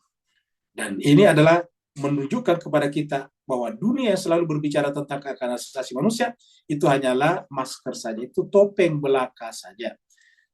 setelah Israel melakukan kejahatan terhadap Lebanon kemarin tanggal 29 hari apa? Tanggal 20 hari Senin ya. Tanggal 23 September satu kali nyerang sampai 500 orang meninggal dunia. Kemudian Amerika mengirim tentaranya 40.000 orang untuk membela Israel seandainya ada negara yang menyerangnya. Ini artinya apa? Bahwa Amerika yang berbicara tentang humanism, tentang hak asasi manusia, tentang ini dan itu, semuanya adalah bohong belaka. Mereka tidak lebih daripada imperialisme yang dibungkus dengan bahasa-bahasa humanisme. Sehingga kita kemudian tertipu. Mudah-mudahan dengan kejadian di Timur Tengah, yang tadinya tertipu, sekarang mulai sadar supaya tidak tertipu. Apa sebabnya? Sering sekali nanti di akhirat kita akan menyadari bahwa ternyata yang kita ikuti di dunia ternyata adalah setan. Tapi kalau di akhirat baru kita menyadari bahwa itu setan, itu adalah sebuah kesadaran yang terlambat. Sangat-sangat terlambat. Terima kasih banyak. Mudah-mudahan ada manfaatnya. Kalau benar dari Allah, kalau ada khilaf, salah, maka itu adalah dari Al-Fakir sendiri, mohon dimaafkan. Yang mau bertanya dipersilakan. Waalaikumsalam. Waalaikumsalam warahmatullahi wabarakatuh. Silakan Pak Nur.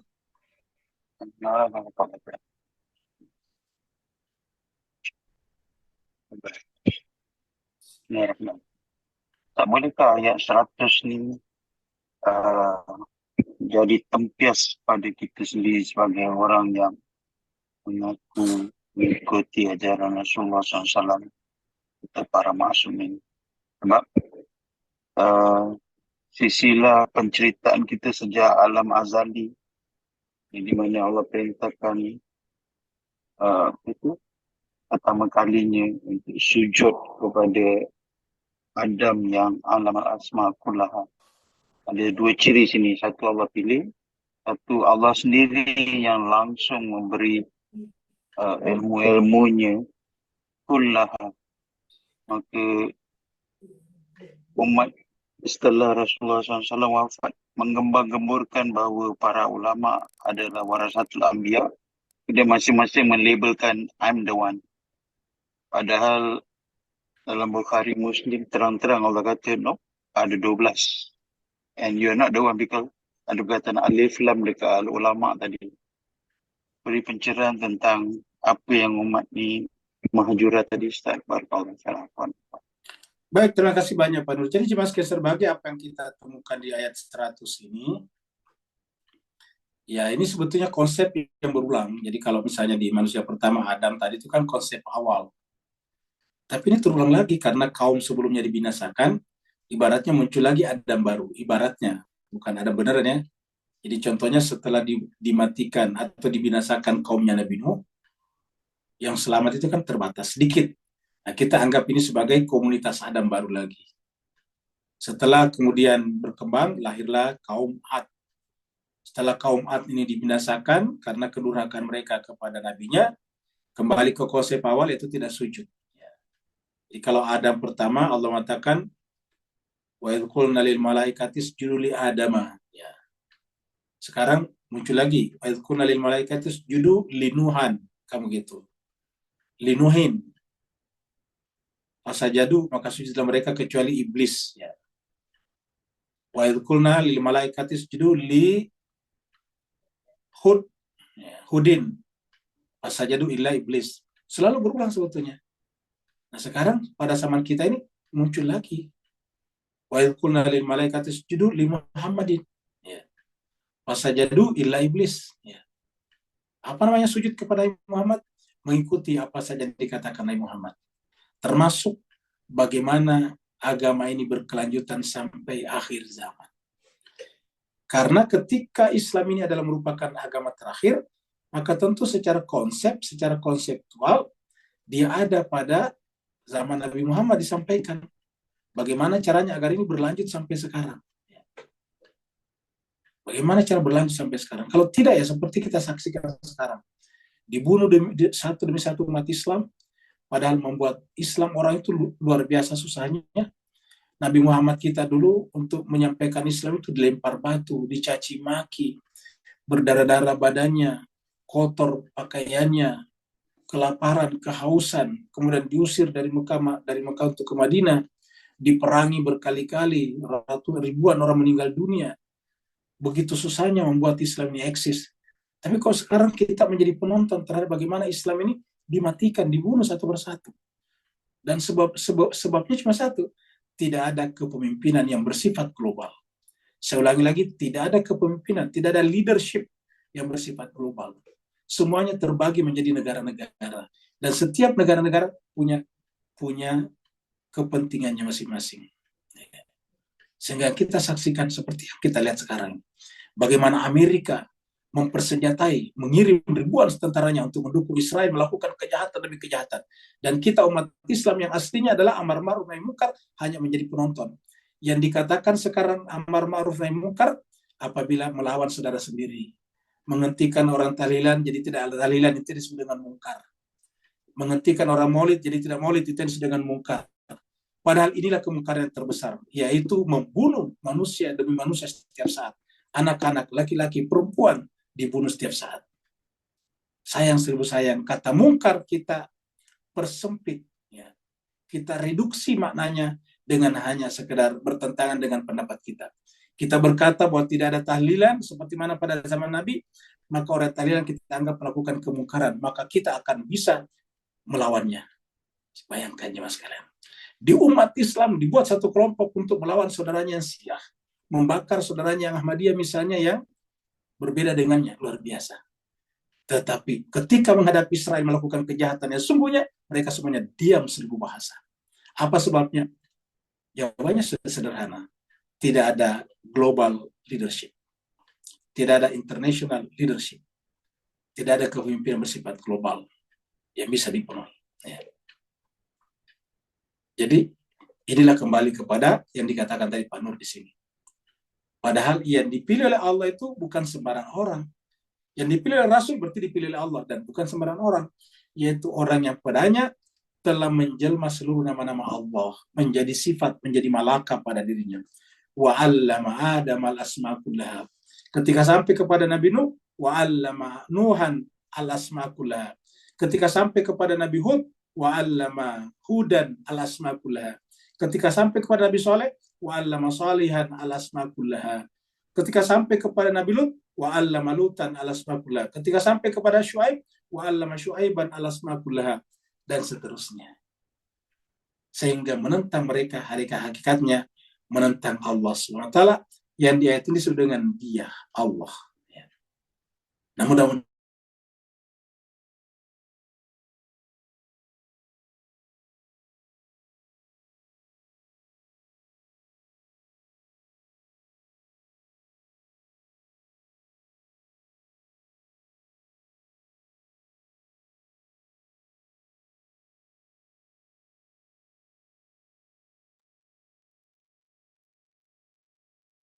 Gak ada suaranya. Ya, nggak ada Iya. suaranya, Ustaz. Hilang suaranya.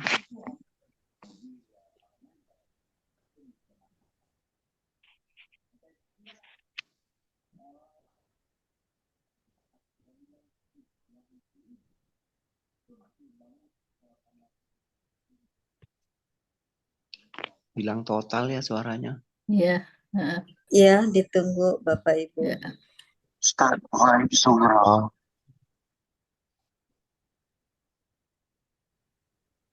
Suaranya nggak ada. silakan yang mau bertanya. Adal. Loh, ini ada suara sekarang. Ya, silakan Bu yang mau bertanya sekarang.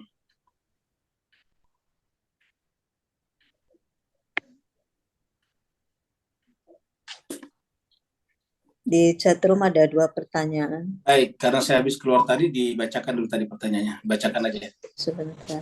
Saya... Atau bisa juga ditempel di copy paste aja. Bisa. Iya. Ya, saya bisa baca. Nah, ini ada pertanyaan dari Max. Max minta doa. Oh ya, baik. Sebelum kita berdoa untuk Max, kita turut berduka cita ya atas kepergian kakak daripada Max. Baik. Ada lagi sebelum kita doa? Itu saya udah copy itu, Ustaz.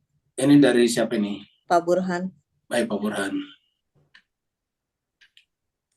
dunia adalah penjara bagi orang beriman dan surga bagi orang kafir. Saya kira benar.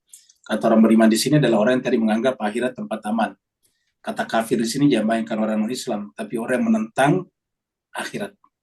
Karena kan bicaranya tentang akhirat nih, ya kata Abu Hurairah, ya dunia adalah penjara, kan begitu. Kan berarti lawannya adalah akhirat. Jadi kata-kata orang kafir di sini adalah orang yang tidak mempersiapkan diri ke akhirat. Jadi tidak mempersiapkan diri ke akhirat, nah itu dengan kafir di sini. Ya. Namun tadi Ustaz menyebutkan kehidupan itu adalah solusi. Ya solusi bagi orang beriman. Ya bagi orang beriman solusi. Ya bagi orang yang tidak beriman bukan solusi. Itu Pak Burhan.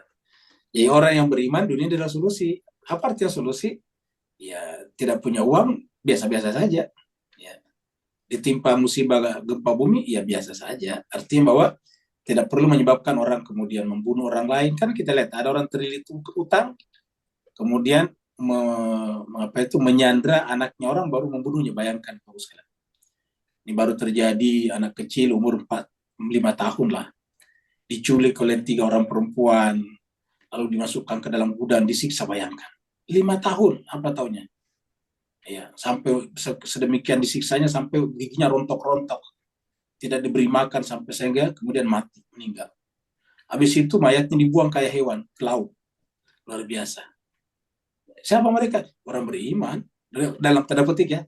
Kelihatannya orang beriman, pakai jilbab perempuannya. Tapi kok bisa begitu? Itu tadi. Karena menunjukkan tidak beriman dalam pengertian sesungguhnya.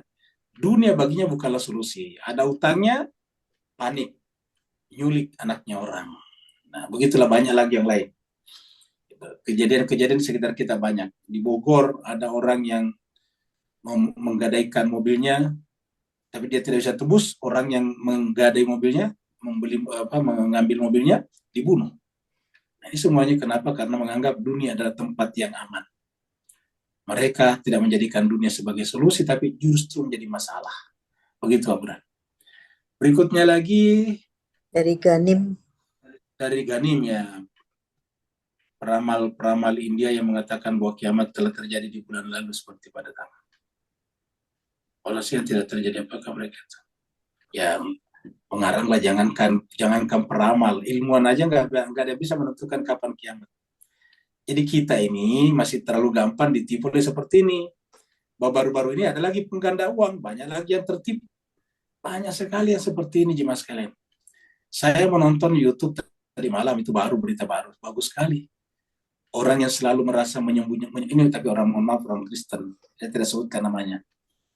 Dia dianggap bisa menyembuhkan orang, ada mujizat-mujizatnya gitu. Kalau ada orang datang ke dia berdoa, kemudian dia sembuh, tiba-tiba yang di kursi roda tiba-tiba berdiri. Ya, tapi kemudian dia sekarang bermasalah dengan istrinya di Australia. Pemerintah Australia melarang dia bertemu dengan istrinya dan anak-anaknya. Dia mengalami depresi, stres.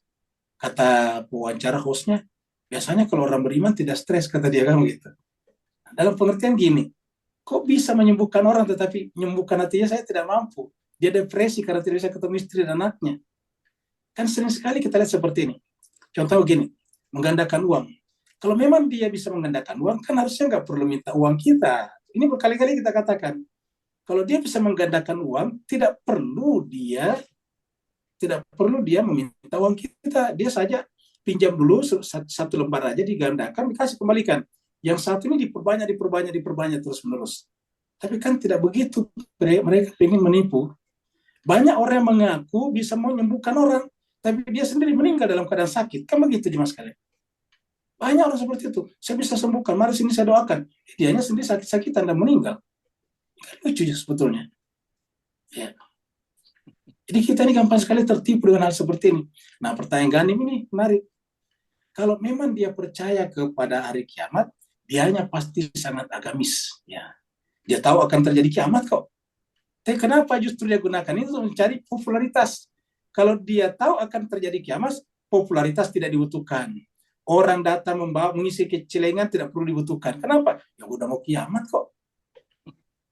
Tetapi sayang seribu sayang, mereka menggunakan ini untuk mendapatkan popularitas. Dan dengan popularitas itu jujurnya ini juga. Ya. Nah, jadi marilah kita mulai sekarang lebih cerdas sedikit. Jangan kita gampang percaya dengan itu, terutama anak muda seperti Gani. Nggak usah percaya dengan seperti ini. Jangankan peramal, ilmuwan astronomi, kosmologi, astrofisika, sampai sekarang nggak bisa menentukan kapan terjadinya kiamat. Jangankan Gani, jangankan menentukan kiamat, memastikan besok hujan, itu peramal cuaca, ahli cuaca tidak bisa memastikan. Ya. Memastikan saja bahwa besok hujan tidak bisa, apalagi kiamat nggak bisa. Tapi pasti terjadi kiamat, sama dengan saya pastikan saya pasti mati, tapi saya tidak bisa pastikan saya kapan matinya, nggak ada yang bisa. Dokter sekalipun nggak bisa. Tapi saya pastikan saya pasti akan mati, itu saja. Kita bisa pastikan dunia ini pasti akan kiamat, tapi kapan nggak ada yang tahu. Ya, seperti itu. Jadi marilah kita jangan percaya begini, menghabiskan waktu saja, lebih cari yang bermanfaat saja bacaan-bacaannya. Terus kemudian ada apa lagi nih? Aduh, hilang lagi suaranya. Ya, sama-sama Gani. Sudah, Ustaz. Syukuran Cuma Ustaz. permintaan Syukuran doa. jazilan Ustaz. Ala Mau tanya Ustaz. Ya, silakan. Anda silakan. Ya, terima kasih. Assalamualaikum warahmatullahi wabarakatuh. Waalaikumsalam. Membahas tadi soal Lu sih belum ngomong sama Risa. Ya, terus. tadi ini Ustaz, sedikit ada disinggung tentang apa? Kayaknya ada sambungannya sedikit dengan ada yang sampai hari ini sama masih bingung untuk memahami ada kasus seseorang yang paham logika, terus belajar tapi bisa kerasukan Ustadz. Maksudnya dan saat dia kerasukan itu saya lihat secara langsung. Jadi pada saat saya tanya orangnya kenapa bisa seperti itu, dia bilang saya tidak sadar saya bisa seperti itu. Nah, itu saya masih bingung, Ustaz, bagaimana kira-kira bisa terjadi seperti itu, kayak semacam penyakit gitu. Saya mencoba hubungkan dengan psikologi, apa mungkin terlalu tertekan sehingga seperti itu. Tapi kalau misalnya seperti itu, apa gunanya bacaan-bacaannya selama ini yang yang mengarahkan kita menjadikan solusi setiap permasalahan itu ada solusinya, dan ketika kita seperti yang Ustadz tadi bahas, ketika kita memang bisa mengembalikan ke Allah, kita bisa bertakwa, maka pasti melihat dapat menemukan solusi ketika kita mendapatkan masalah seperti itu. Jadi kenapa bisa terjebak dengan hal-hal seperti itu? Kira-kira bagaimana menjelaskan itu, Ustadz? Saya masih gagal paham sehingga bisa terjadi seperti itu, gitu loh. Ustadz, terima kasih. Mohon di Baik. pencerahannya. Mudah-mudahan jawaban saya menghentikan gagal pahamnya. Ya, coba dengarkan baik-baik supaya tidak gagal paham lagi. Tidak semua orang memiliki ilmu itu otomatis menerapkan ilmu itu pada dirinya. Kita ulangi lagi, tidak semua orang memahami ilmu menerapkan ilmu itu pada dirinya. Banyak kan orang tahu bahwa kalau kita sering minum yang manis, semua orang tahu itu nanti lama-kelamaan kita kena diabetes. Tapi tetap aja minum yang manis kan gitu. Semua orang tahu bahwa kalau orang sudah mati, meninggal, tidak bisa lagi berbicara, tidak bisa bergerak-gerak, bahkan mengusir lalat saja dari dirinya tidak bisa, benar nggak? Semua orang tahu. Tetapi sangat sedikit orang yang berani pergi ke kamar mayat sendirian. Kan padahal kan dia tahu tuh. Tahu kalau yang namanya mayat nggak bisa bicara, nggak bisa bergerak, nggak bisa ngangkat tangan, jangan ngangkat tangan, mengusir lalat aja tidak bisa, benar nggak? Nah, tapi kok kenapa ketika disuruh pergi ke kamar mayat takut? Nah, kan gitu. Ini kan menunjukkan bahwa ilmunya itu hanya ilmu. Makanya tadi iman harus diteruskan kepada takwa. Iman pun sudah bagus, ada sebelumnya ilmu baru iman. ilmu, iman, takwa. Nah, gitu. Ilmu, iman, takwa. Ilmu itu harus dimasukkan ke dalam, harus deep dive ke dalam jiwa, menjadilah iman. Iman di deep dive lagi, lebih ke dalam lagi, lahirlah takwa. Nah, seperti itu. Jadi kalau misalnya tiba-tiba ada orang yang mengaku paham logika, tapi dia kesurupan, berarti tidak menerapkan logika pada kehidupannya. Seperti itu. Iya. Kalau ada orang misalnya tahu sekali, kalau tadi selalu minum es itu bisa merusak gigi kita, dan dia tetap rajin minum es, ya berarti kan tidak menerapkan ilmunya pada dirinya. Nah, nggak kira-kira? Iya. Jadi sederhana sekali. Jadi pengetahuan tidak otomatis menjadi pengalaman. Rajin kan? Ya, tidak mungkin dilakukan. Habis Tidak gimana otomatis gitu? ilmu menjadi perbuatan. Jadi dengan demikian, jangan kita kecewa kok, banyak ilmuwan, banyak kampus, tapi korupsi ada juga. Kan rata-rata yang korupsi kan dari kampus. Coba diperhatikan yang korupsi, dari mana mereka? Rata-rata S1 mereka kan. Bahkan ada yang dokter, bahkan ada yang profesor, korupsi juga. Ya, kayak gitu-gitu tuh. Iya. Ya, biasanya kan dokter itu kan tahu persis, dokter mengatakan bahwa kebiasaan merokok itu tidak baik. Tapi tidak sedikit dokter juga merokok juga. Gitu. Jadi ini semuanya contoh-contoh yang paling konkret. Contohnya lagi orang beragama. Beragama itu mengajarkan kita tidak tergantung kepada dunia. Tapi betapa banyak agamawan tidak mau bergerak kalau tidak dikasih dunia, benar nggak? Iya. Iya, banyak orang yang tidak menyampaikan Allah tidak dikasih dunia. Padahal ajaran agama mengatakan bahwa agama itu mengajarkan kita tidak bergantung kepada dunia. Tapi dia sedikit-sedikit dunia. Kalau tidak ada dunia, waduh, nggak bisa. Padahal kan dia mengajarkan bahwa agama itu mengajarkan kita agar tidak bergantung kepada dunia. Karena ajaran agama, terutama Islam ini kan ajaran tauhid. Hanya satu yang dituju adalah Allah.